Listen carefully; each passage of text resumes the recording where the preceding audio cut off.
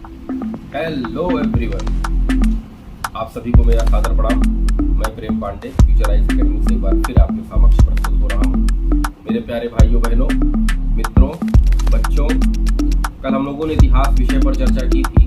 इतिहास में हम लोगों ने पाषाण काल को पढ़ लिया है, पाषाण काल के प्रकार को पढ़ लिया है, मध्य पाषाण काल को हम लोगों ने डिस्कस कर लिया है, नव पाषाण काल पर भी हम लोगों ने डिस्कस कर लिया है, कहाँ से मानव की सभ्यता संस्कृति की शुरुआत होती है, इस विषय पर भी हम लोगों ने गहन चर्चा कर ली है।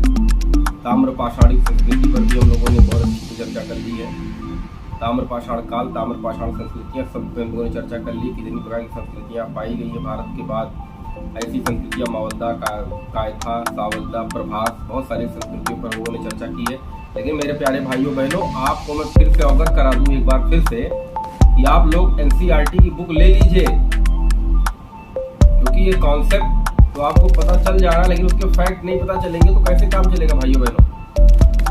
आप लोग एनसीईआरटी ले लीजिए, प्राचीन इतिहास और प्राचीन इतिहास के भी ले लीजिए। प्राचीन इतिहास को पहले स्टार्ट करिए और एनसीईआरटी को कई बार पढ़िए। एक बार से काम नहीं होगा, एक टॉपिक को 3-4 बार पढ़िए, कुछ ना कुछ आपको नया हमेशा मिलता रहेगा। मित्रों, कल हम लोगों ने सिंधु घाटी सभ्यता पर बात की थी, आर्थिक दशा पर बात कर ली थी, सिंधु घाटी सभ्यता की खोज कैसी हुई इस पर बात कर ली थी,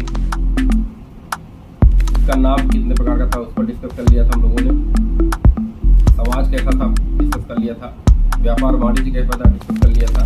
धार्मिक दशा पर डिस्कस करेंगे तो प्रकृति पूजा और मातृत्वात्मक संस्कृति की पूजा यहाँ पर जोर शोर से होती थी, ऐसा माना जाता है, क्योंकि खुदाई के दौरान सबसे ज्यादा जो मृण मूर्तियाँ, मृण मूर्ति मतलब मृण माने मिट्टी, मूर्तियाँ मतलब मूर्ति, तो मिट्टी की सबसे ज्यादा मूर्तियां यहाँ मातृ देवी की मिली है, स्त्रियों की मिली, इसलिए ऐसा माना जाता है कि यह संस्कृति मातृत्वात्मक है। देखिए, प्राक इतिहास में आपको डिस्कस कर रहा हूँ। प्राक इतिहास में समझ रहे हैं ना मेरी बात। प्राक इतिहास एक ऐसा इतिहास है जिसका पूरा साक्ष्य, पुरातात्विक और साहित्यिक दोनों मिला हुआ है, लेकिन साहित्यिक साक्ष्यों को आज तक पढ़ा नहीं जा सका है। तो पुरातात्विक साक्ष्य के आधार पर ही हम लोग इस इतिहास को लिखे। हमारे इतिहासकार पुरातात्विक साक्ष्यों के आधार पर इसका वर्णन, इसका लेख सब कुछ कर चुके हैं, वो भी किसके आधार पर? पुरातात्विक साक्ष्यों के आधार पर, क्योंकि साहित्यिक साक्ष्य आज भी नहीं पढ़े गए। मेरे प्यारे भाइयों बहनों, सिंधु घाटी सभ्यता में जो लिपि पाई गई है वो दाएं से बाएं, फिर थोड़ी जगह छोड़ के फिर बाएं से दाएं, फिर दाएं से बाएं, बाएं से दाएं, बाएं से दाएं, दाएं से बाएं, ऐसे करके लिखी गई है। तो आप सब पढ़ नहीं पाया। इस लिपि को ब्रुस्टोफ्रेडॉन लिपि कहते थे। ब्रुस्टोफ्रेडॉन लिपि, गोमूत्रिका लिपि, हिंदी में गोमूत्रिका लिपि कहते थे। बहुत लोगों ने इसको पढ़ने का एक दावा किया, जेम्स प्रिंसर ने तमाम किया, लेकिन अभी तक जो ऑथेंटिक न्यूज़ है वो यही है कि अभी तक इसको पढ़ा नहीं जा सका है। तो मित्रों, मैंने आपको बताया था कि जो इतिहास, जो प्रागैतिहास, पुरातात्विक और साहित्यिक दोनों स्रोत मिले हैं, दोनों समझे जा सकते हैं, दोनों समझ आ रहे हैं, तो वहाँ से इतिहास की शुरुआत होती है। सिंधु घाटी सभ्यता में दोनों साक्ष्य मिले, पुरातत्व के भी मिले हैं, साहित्यिक साक्ष्य मिले, साहित्यिक आज तक पढ़ा नहीं जा सका, इसीलिए प्राक इतिहास की संज्ञा में आएगा। अब हम कहें सिंधु घाटी की सभ्यता विश्व की अभी तक की जितनी सभ्यताएं में सर्वोच्च थी, तो कहीं से गलत नहीं हुआ, कहीं से गलत नहीं हुआ। अब बात करें इसके पतन पे, तो बहुत लोगों ने कहा कि बाहरी आक्रमण हुआ था।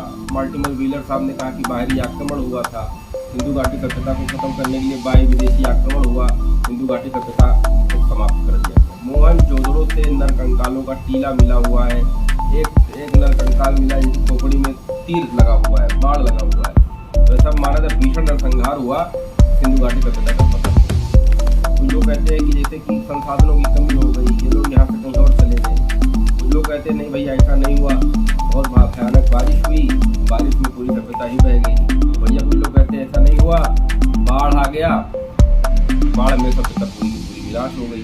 कुछ लोग कहते हैं समय चक्र के परिवर्तन के हिसाब से सभ्यता का अंत हो गया। बहुत सारी, इसमें बहुत सारे इतिहासकारों ने बहुत सारी बातें कही हैं, लेकिन जो मेरा मानना है, मेरा जो सोच है वो बाढ़ अगर आप सोचे बाढ़ की वजह से सभ्यता का समापन हुआ, तो ये थोड़ा सा लॉजिकल लगता है, क्योंकि जब सिंधु घाटी सभ्यता की खुदाई हुई है तो इसके स्तरों से बालू के गाज मिले। ऐसा लगता है कि यहाँ पर जो है ये सभ्यता बालू, भाई समुद्र का बाढ़ आएगा तभी कोई सभ्यता बालू के नीचे तभी मिलेगी, तो बालू खुदाई मिला। तो मेरा अपना मानना पर्सनल व्यू है कि जहाँ तक बाढ़ है, इस चीज़ में बाढ़ का अगर कहते हैं कि बाढ़ की वजह से सिंधु घाटी सभ्यता का समापन हो गया, तो ये थोड़ा सा मुझे सही लगता है। अब आप लोग अपना कमेंट करके बताइए कि क्या सिंधु घाटी सभ्यता में कौन सा ऐसा कारण है जो बहुत ज़्यादा इंपॉर्टेंट लग रहा है कि ये भी कारण हो सकता है। मुझे कमेंट करके बताइएगा जरूर। मैं आप लोगों के कमेंट को पढ़ता हूँ, व्हाट्सएप पे आए मैसेज को रीड करता हूँ, और जो बच्चे व्हाट्सएप पे हमको मैसेज करते हैं उनको रिप्लाई भी तुरंत के तुरंत देने का पूरा प्रयास करता हूँ। मैं आपके साथ 100% दे रहा हूँ, तो आपको 50% मेरे साथ देना होगा,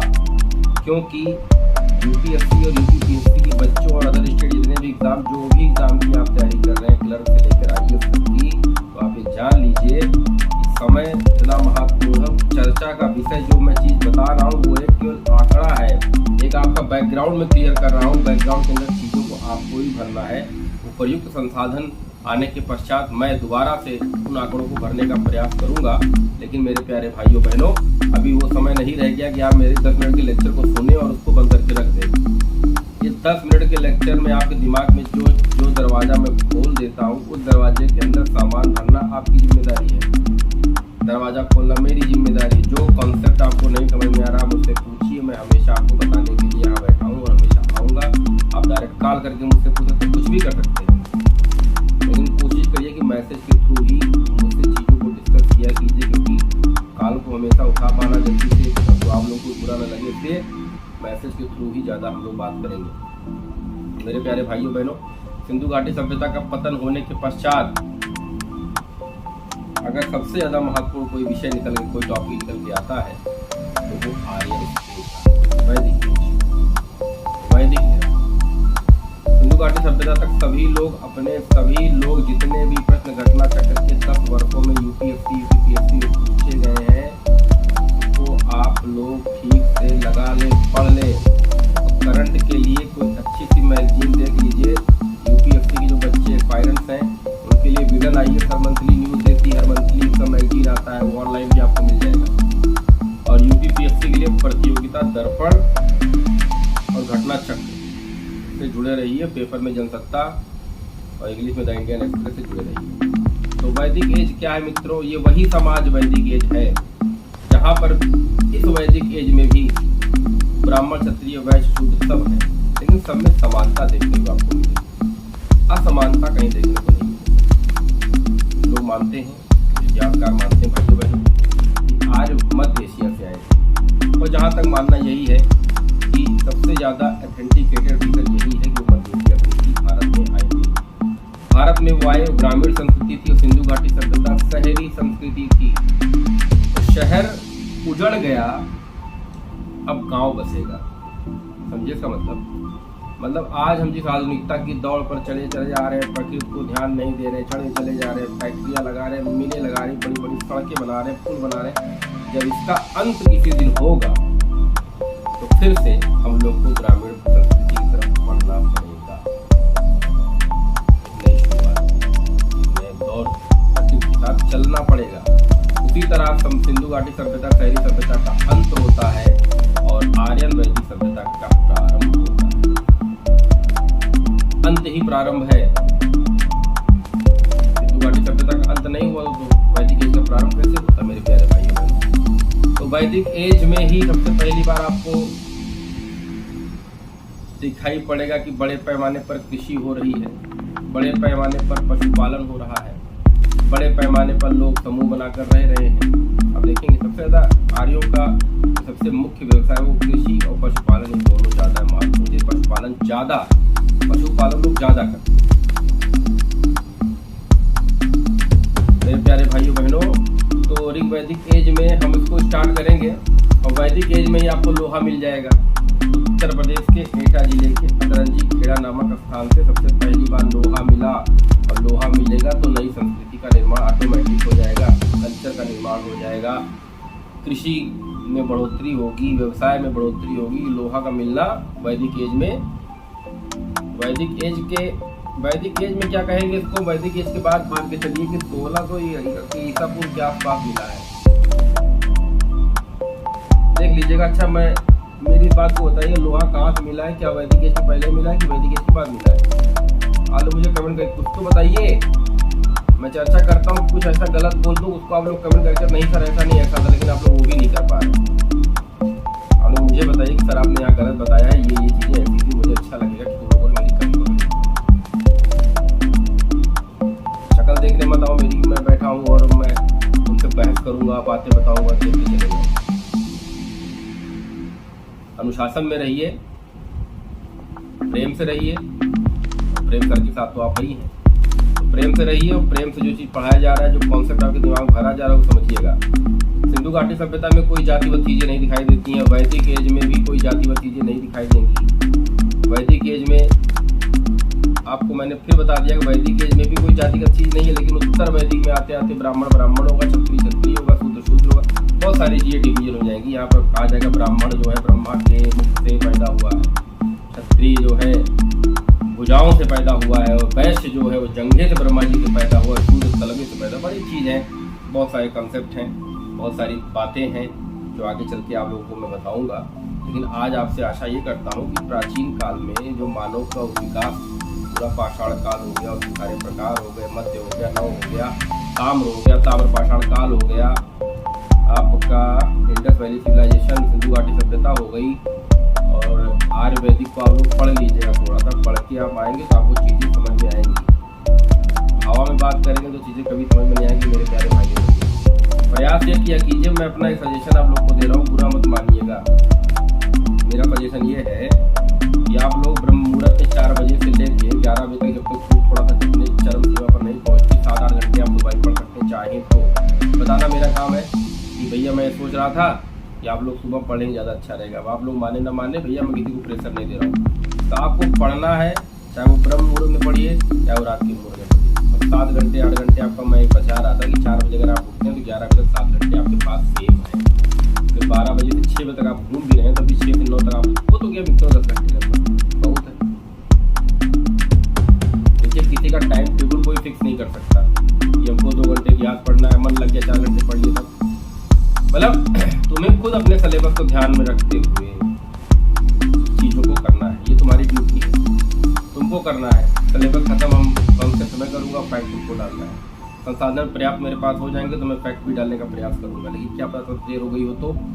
इसलिए जो बताया जा रहा है किताबों को मैं बोल रहा हूँ, किताबों को खरीदिए और उसे पढ़ना शुरू कर दीजिए।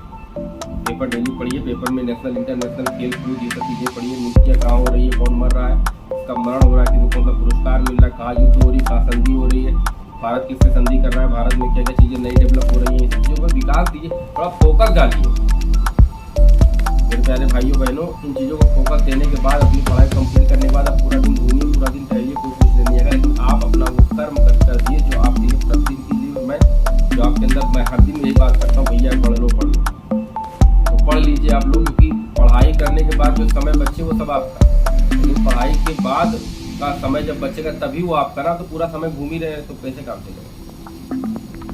तो मेरे प्यारे भाइयों बहनों, आशा करता हूँ कि आज का दिन आपका मंगलमय हो और कल का भी दिन हो आपका स्वर्णिम हो। और प्रयास यही करूँगा जो मेरी वीडियो मेरे भाई लोग जो प्यार और दुलार दे रहे हैं, इन बच्चों का प्यार और दुलार मुझ पर बना हुआ है, उनको मैं प्रणाम करता हूँ और आशा करता हूँ कि उज्जवल भविष्य की। बच्चों में जाते हैं इसलिए इतना बोलना चाहूँगा कि समय बर्बाद मत करिए, समय बहुत महत्व है, हर दिन समय पर चर्चा करता हूँ। मेरे प्यारे भाइयों बहनों, आज के अंक में आपको एक बार फिर से प्रेम पांडे ने आपको जो बताया है पढ़ना आपको, प्रेम पांडे आपके साथ बैठ के पढ़ने नहीं आएंगे। कॉन्सेप्ट मैंने बताया, फैक्ट आप पढ़ेंगे। पढ़ने के बाद जिन बच्चों ने NCERT के फैक्ट पढ़ लेंगे मुझे मैसेज करके बता देंगे सर मैंने ये चीज़ पढ़ ली है, तो मुझे बहुत अच्छा लगेगा। मुझे 10 मिनट का लेक्चर में देने आता हूँ अपने चैनल पे, ये सार्थक लगने लगेगा मेरे प्यारे भाइयों बहनों। तो आज का ये अंक इसी शब्दों के साथ समाप्त कर रहा हूँ। जय हिंद, जय भारत।